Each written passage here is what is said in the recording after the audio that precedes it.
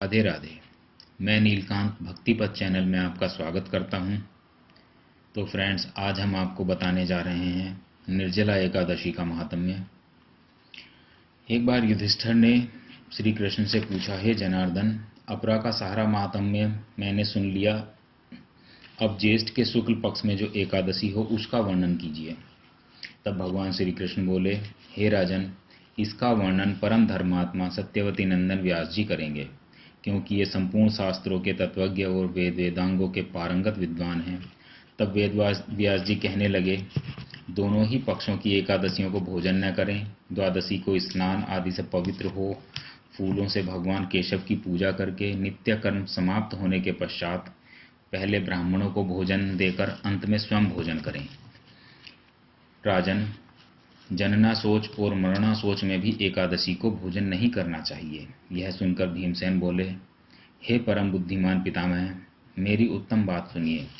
राजा युधिष्ठिर, माता कुंती, द्रौपदी, अर्जुन, नकुल और सहदेव ये एकादशी को कभी भोजन नहीं करते तथा मुझसे भी हमेशा यही कहते हैं कि भीमसेन, तुम भी एकादशी को न खाया करो। किंतु मैं इन लोगों से यही कह दिया करता हूं कि मुझसे भूख नहीं सही जाएगी। भीमसेन की बात सुनकर व्यास जी ने कहा, यदि तुम्हें स्वर्ग लोक की प्राप्ति अभिष्ट है और नरक को दूषित समझते हो तो दोनों पक्षों की एकादशी को भोजन न करना। तब भीमसेन बोले, हे महाबुद्धिमान पितामह, मैं आपके सामने सच्ची बात कहता हूँ, एक बार भोजन करके भी मुझसे व्रत नहीं किया जा सकता, फिर उपवास करके तो मैं रह ही कैसे सकता हूँ। मेरे उदर में व्रक नामक अग्नि सदा प्रज्वलित रहती है, अतः जब मैं बहुत अधिक खाता हूँ तभी वह शांत होती है। इसलिए महामुने, मैं वर्ष भर में केवल एक ही उपवास कर सकता हूँ, जिससे स्वर्ग की प्राप्ति सुलभ हो तथा जिसके करने से मैं कल्याण का भागी हो सकूं। ऐसा कोई एक व्रत निश्चय करके बताइए, मैं उसका यथोचित रूप से पालन करूंगा। तब व्यास जी ने कहा, भीमसेन, ज्येष्ठ मास में सूर्य वृष राशि में हो या मिथुन राशि पर शुक्ल पक्ष में जो एकादशी हो उसका यत्न पूर्वक निर्जल व्रत करो। केवल कुल्ला या आचमन करने के लिए मुख में जल डाल सकते हो, उसको छोड़कर और किसी प्रकार का जल विद्वान पुरुष मुख में न डालें, अन्यथा व्रत भंग हो जाता है। एकादशी को सूर्य से लेकर दूसरे दिन के सूर्योदय तक मनुष्य जल का त्याग करे तो वह व्रत पूर्ण होता है। तदंतर द्वादशी को निर्मल प्रभात काल में स्नान करके ब्राह्मणों को विधि पूर्वक जल और स्वर्ण का दान करें। इस प्रकार सब कार्य पूरा करके जितेंद्रिय पुरुष ब्राह्मणों के साथ भोजन करें। वर्ष भर में जितनी एकादशियां होती हैं उन सब का फल निर्जला एकादशी के सेवन से मनुष्य प्राप्त कर लेता है, इसमें तनिक भी संदेह नहीं है। शंख, चक्र और गदा धारण करने वाले भगवान केशव ने मुझसे कहा था कि यदि मानव सबको छोड़कर एकमात्र मेरी शरण में आ जाए और एकादशी को निराहार रहे तो वह सब पापों से छूट जाता है। एकादशी व्रत करने वाले पुरुष के पास विशालकाय, विकराल आकृति और काले रंग वाले दंड पाशधारी भयंकर यमदूत भी नहीं जाते। अनंत काल में पीतांबरधारी सौम्य स्वभाव वाले, हाथ में सुदर्शन धारण करने वाले और मन के समान वेगशाली विष्णुदूत आकर इस वैष्णव पुरुष को भगवान विष्णु के धाम में ले जाते हैं। अतः निर्जला एकादशी को पूर्ण यत्न करके उपवास करना चाहिए। तुम भी सब पापों की शांति के लिए यत्न के साथ उपवास और श्री हरि का पूजन करो।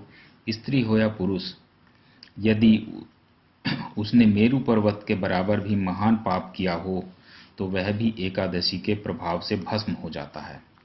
जो मनुष्य उस दिन जल के नियम का पालन करता है वह पुण्य का भागी होता है। उसे एक एक पहर में कोटि कोटि स्वर्ण मुद्रा दान करने का फल प्राप्त होता सुना गया है। मनुष्य निर्जला एकादशी के दिन स्नान, दान, जप, होम आदि जो कुछ भी करता है वह सब अक्षय होता है। यह भगवान श्री कृष्ण का कथन है। निर्जला एकादशी को विधि पूर्वक उत्तम रीति से उपवास करके मानव वैष्णव पद को प्राप्त कर लेता है।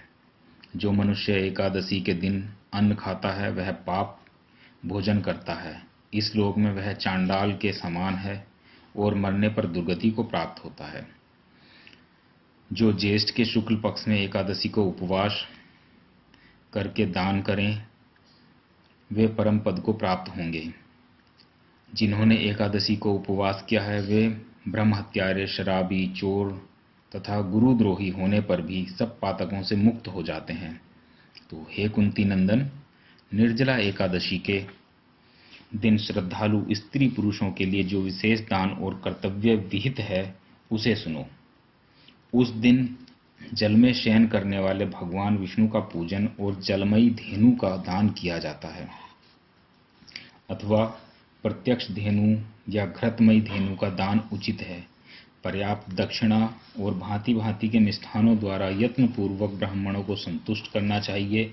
ऐसा करने से ब्राह्मण अवश्य संतुष्ट होते हैं और उनके संतुष्ट होने पर श्री हरि मोक्ष प्रदान करते हैं। जिन्होंने शम, दम और दान में प्रवृत्त हो श्री हरि की पूजा और रात्रि में जागरण करते हुए इस निर्जला एकादशी का व्रत किया है, उन्होंने अपने साथ ही बीती हुई 100 पीढ़ियों और आने वाली 100 पीढ़ियों को भगवान वासुदेव के परम धाम में पहुंचा दिया है। निर्जला एकादशी के दिन अन्न, वस्त्र, गो, जल, शैया, सुंदर आसन, कमंडलू तथा छाता दान करना चाहिए। जो श्रेष्ठ एवं सुपात्र ब्राह्मण को जूता दान करता है वह सोने के विमान पर बैठकर स्वर्ग लोक में प्रतिष्ठित होता है। जो इस एकादशी को महिमा को भक्ति पूर्वक सुनता तथा जो भक्ति पूर्वक उसका वर्णन करता है वे दोनों स्वर्ग लोक में जाते हैं। चतुर्दशी युक्त अमावस्या को सूर्य ग्रहण के समय श्राद्ध करके मनुष्य जिस फल को प्राप्त करता है वही इसके श्रवण से भी प्राप्त होता है। पहले दंत धावन करके यह नियम लेना चाहिए कि मैं भगवान केशव की प्रसन्नता के लिए एकादशी को निराहार रहकर आचमन के सिवा दूसरे जल का भी त्याग करूंगा। द्वादशी को देव देवेश्वर भगवान विष्णु का पूजन करना चाहिए। गंध, धूप, पुष्प और सुंदर वस्त्र से विधि पूर्वक पूजन करके जल का घड़ा संकल्प करते हुए इस मंत्र का उच्चारण करें। देव देव ऋषिकेश संसारणवतारक उद्कुंभ प्रदानेन नयमा परमागतिम, अर्थात संसार सागर के तारने वाले देव देव ऋषिकेश, इस जल के घड़े का दान करने से आप मुझे परम गति की प्राप्ति कराइए। तो हे भीमसेन, ज्येष्ठ मास में शुक्ल पक्ष की जो शुभ एकादशी होती है उसका निर्जल व्रत करना चाहिए तथा उस दिन श्रेष्ठ ब्राह्मणों को शक्कर के साथ जल के घड़े दान करने चाहिए।